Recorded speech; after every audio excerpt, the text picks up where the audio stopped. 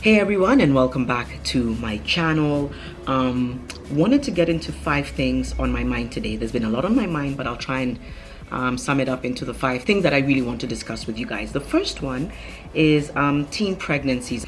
It's reached a point where it feels like there's a national crisis around teenage pregnancies. We're looking at close to 400,000 girls aged between 10 and 19 being pregnant between July 2016 and July 2017. This is according to UNFPA stats and data. I think where the conversation was really amplified was during KCPE, when there was about 20 girls who were pregnant sitting their exams.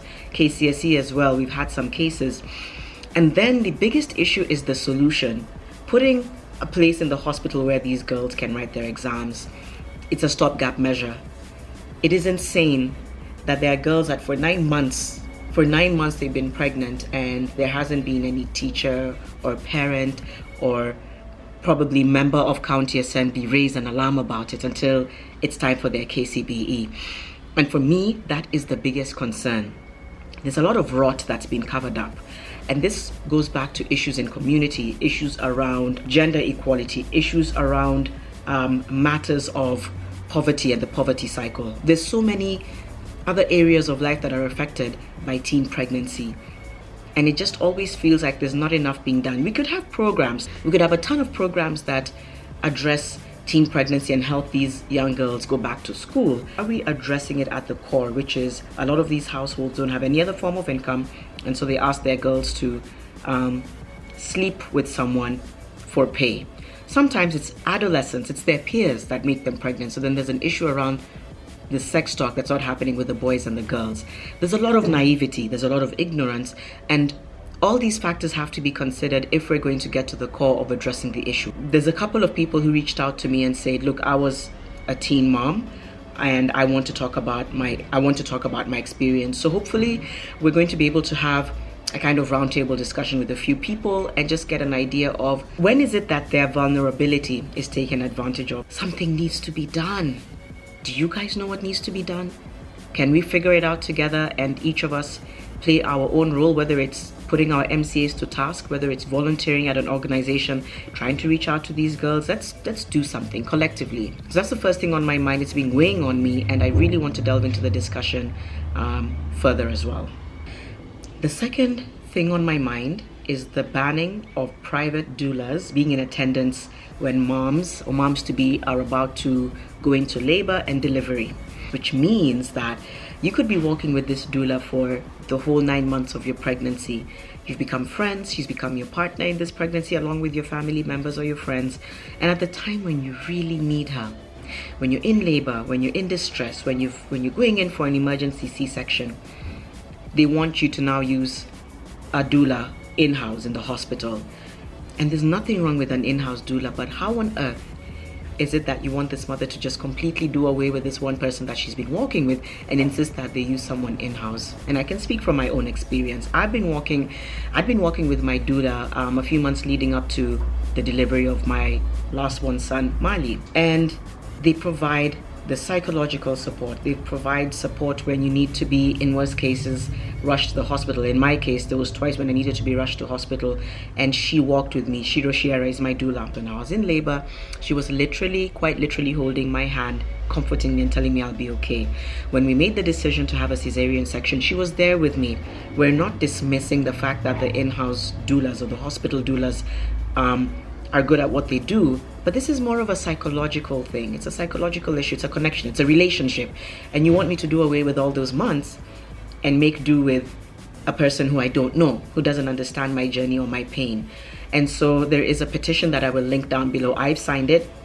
I urge as many people to sign it because we need to be able to do what's comfortable for us as mothers. Please stop interfering in so many processes when we're already overwhelmed with all the emotions that we go through. And on top of that, you're taking away my right to have a private doula in attendance in the delivery room with me. Fair enough. If there has been an issue with a certain doula who may have overlooked a medical decision made by a doctor, why don't you deal with the doula individually? How you can ban all of them is beyond me. So that's kind of pissed me off, and that's on my mind. And please, please, please, I urge you to read through the whole article, sign the petition if you can, make the decision, Comment on down below in the timeline and tell me what you understand would be the best decision across the board. The third thing on my mind has to do with Conjestina. Conjestina is a female boxer in Kenya who, at the height of her career, made a lot of strides in the industry, in the sports industry, as a female in this male-dominated sport. But for some years, her life has been bedeviled by personal issues, and we saw that play out recently in a video where, I mean, it just looked like a complete fall from grace. She was, she just seemed out of her, she didn't seem like herself. And there's an issue around substance abuse in her case, and I know that artists like Daddy Owen were able to intervene, get the government's attention. She's been able to go to rehab. She has spoken since then. And for me, it's always like, what more can we do as a society to be kinda more helpful to people who are going through so much, who are struggling with substance abuse, struggling with mental health, struggling with depression, and mental illness. Not everyone can have government intervention or the intervention of artists. So what happens to that person who really, really needs it? I feel like policy-wise, we need to get to a point where these services are more accessible to a wider demographic of people, to a wider number of people. Otherwise, we just keep having people going through the same struggle, and the solution is always just band-aid, and that means that they're just able to fall back into the pattern. So that's what it's got me thinking, like, that why don't we first of all figure out what do the policies say about access to services to do with therapy or rehabilitation, and what can we do to make those services more accessible across board. The fourth thing on my mind is the recent US elections, where we saw a lot of firsts, a lot of history being made with the first female Muslim in Congress. We saw women of color, Native American, Korean make it to office. It's just been incredible seeing all the hate that the Trump administration has been spewing just be turned around into people coming out to vote in large numbers so that they are represented and their needs are met in the House. And I just feel like it's a clarion call for where the world is going. It's also the highest number of women who've been elected in Congress in US history. So in terms of gender, there's been fantastic strides in that sense. In terms of people of color, and we always need to remember, even for us, when it's time for an election, we have to vote wisely and vote for people who we feel can air our views and care about our issues. So I just think it's been great to watch what's happening there. Yes, they may have won the House and not the Senate, but that's still a lot of strides have been made, and it'll be interesting to see what the next couple of years will look like. The fifth and final thing on my mind is books I've been reading and loving, and I just feel like I need to do a separate video on books, okay? But let me take you through the ones that I've absolutely been loving, and it just happens to be that the books I'm falling in love with are Kenyan. In the past, I think I've always loved African literature. I've always loved books from different parts of the world. Just for me, it didn't really matter where the author's from or whatever, just the type of book. But seeing that all the books that I'm falling in love with are by Kenyan authors just makes me all the more prouder. And it's just literature that's more relatable for me. So the first one is The Bigger Deal by Sunny Bindra. This book, guys, this book.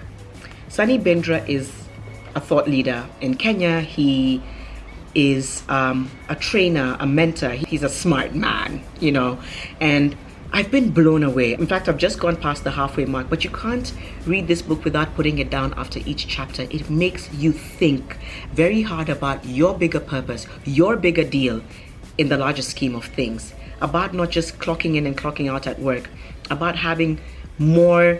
How do you just relate to your work with more energy? How do you dig into your purpose and plug into your passions and just do that with everything you have? It is a fantastic book. I recommend it. Buy it for a friend, buy it for yourself. It's called The Bigger Deal, and we had a bit of a chat on Twitter with Sunny Bindra, and I'm so glad he tweeted back. So that's the first one. Absolutely love it.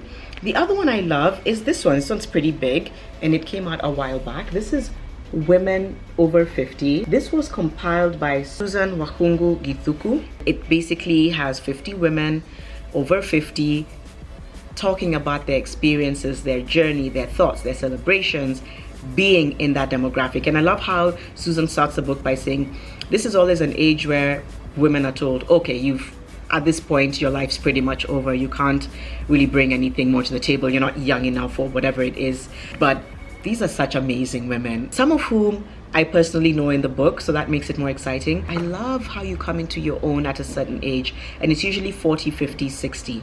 And it just, you're more in control of yourself, you're more comfortable in your skin, you're less apologetic about your life decisions and about the people and the energy you want to have in your life. And this book kind of is a celebration of that. It's out of stock right now. That's what the author told me.